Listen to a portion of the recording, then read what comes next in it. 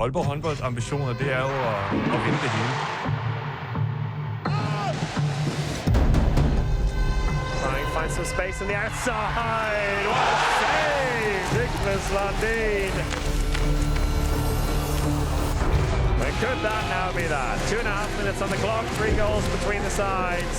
Niklas Landin with another save to add to his incredible tally.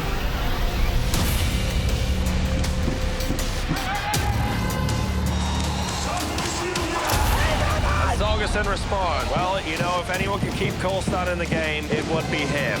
Jeg har valgt å gå til Kolstad fordi at jeg har enormt stor tro på prosjektet, på Kolstad som klubb. At vi skal lykkes på håndballbanen, at vi skal oppnå store ting. And Saugesen gets a consolation goal at the death for Kolstad. All that really matters is at the end of 60 minutes here against the home side, who pick up victory over Kolstad.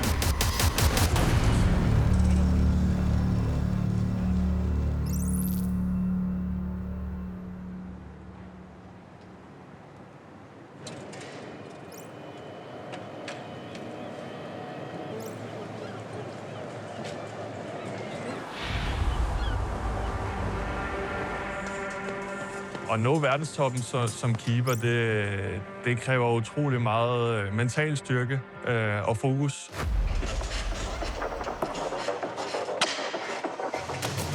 Man kan sagtens som keeper føle sig utrolig forladt og alene inde på banen.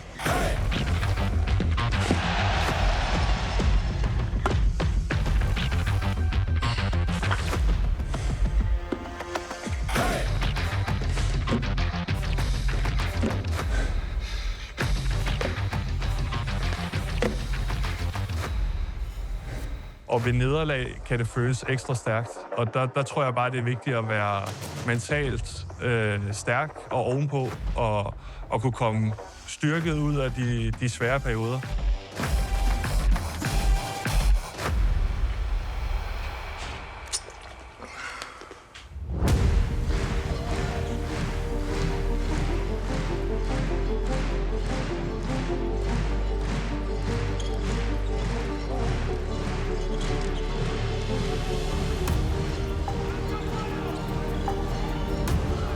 Det är en otroligt fin signal till de klubbarna och till länderna att vi vill vara med att utvidga Champions League.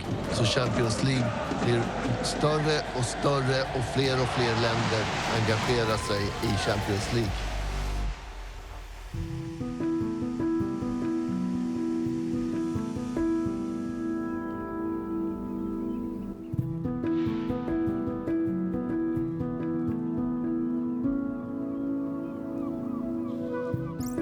Mine største målsetninger resten av karrieren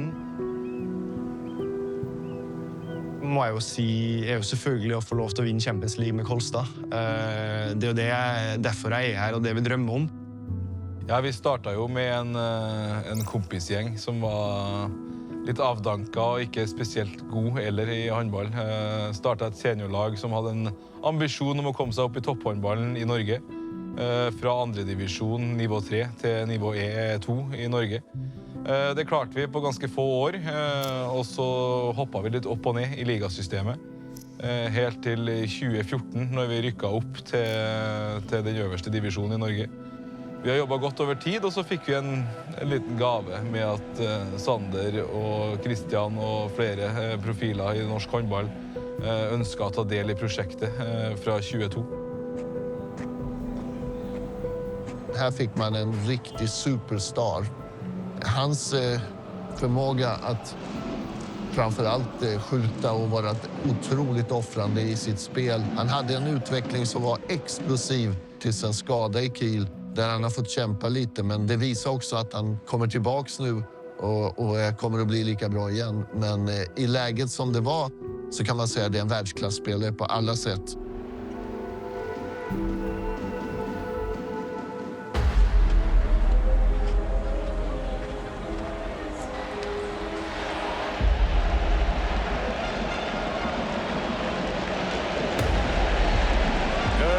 Folks, and welcome to an exciting night of Champions League handball here in the snowy confines of Trondheim.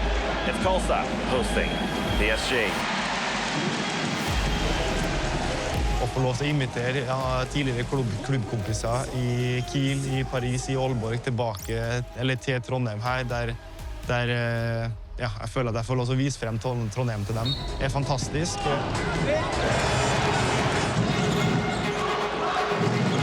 Oh, and that's a big goal. Sagersen beats Karabatic on the outside. Nicely put in. And Polaka with a tremendous save.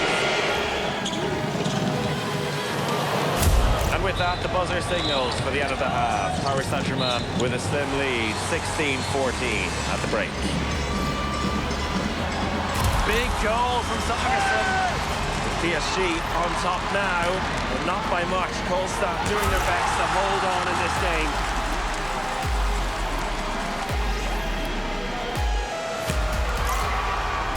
This one going all the way till the end. Can they come up with something big? Bergeron with the stop.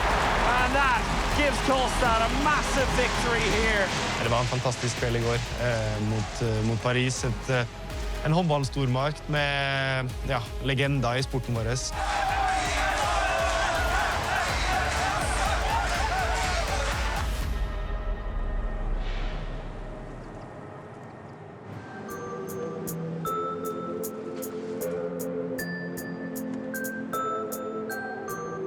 Hva synes du den største forskellen med Tyskland til å spille i Danmark? Det er jo helt sikkert. Alt det rejsestress, der var i Tyskland, det har vi jo ikke på samme måde i Danmark. Det har været dejligt indtil videre at kunne tage afsted på kampdag og komme hjem, også på kampdag, og ikke skulle bruge hele natten på at køre i bus. Det var virkelig det, jeg så frem til, og også virkelig det, som jeg fik bekræftet, det var okay i Danmark. Hur känns det för dig om att vi ska komma tillbaka till... Det bliver specielt. Ja. Første gang tilbage og spille mod min bror for første gang i en professionel kamp. Udover i haven. Ja. Det er det første gangen? Ja. Men det skal være rigtig sjovt. Skal det? Ja. Især hvis vi vinder. Ja.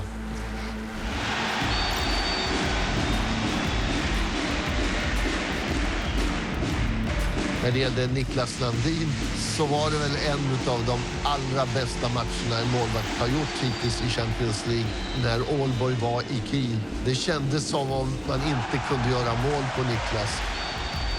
Och det var helt otroligt. Han var världens bästa och en av världens bästa matcher var det också.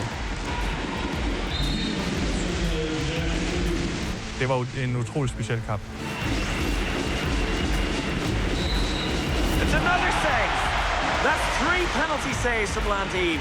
Can you believe that? Kiel, with all their firepower, go into the break having scored just 6 goals.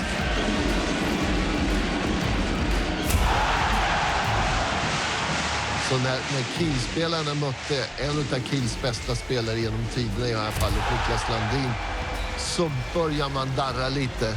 Man börjar skjuta lite utanför, man var rädd, man sköt lite snabbare och det är väldigt ofta stor fördel för målvakterna.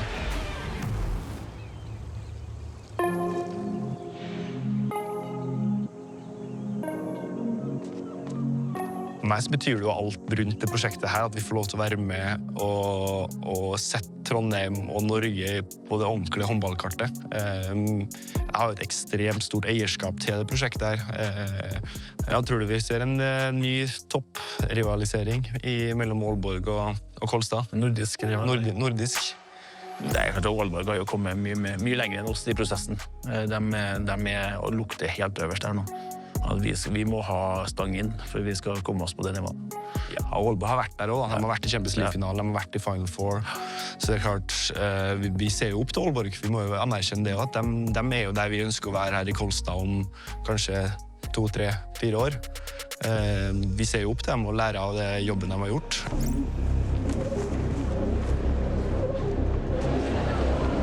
Champions League behöver derbys som gör att man på flera ställen engagerar sig. För då kan Champions League bli en större event när det gäller allting som har att göra med det.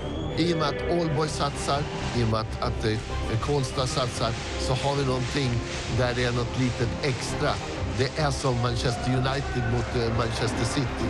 Det gör att folk engagerar sig mer och sporten blir större. Miguel Hansen, the superstar, proving he's still got it. Fantastic save, Niklas Landin. Finally, Sorgensen finds a way through, but isn't enough for them at this stage.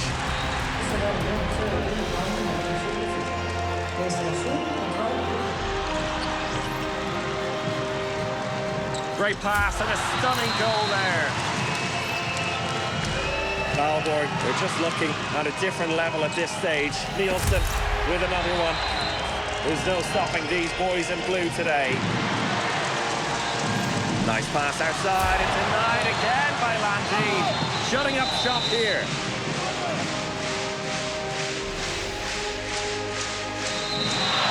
It's Valborg who pick up the comfortable victory and take another big step in this journey towards Cologne.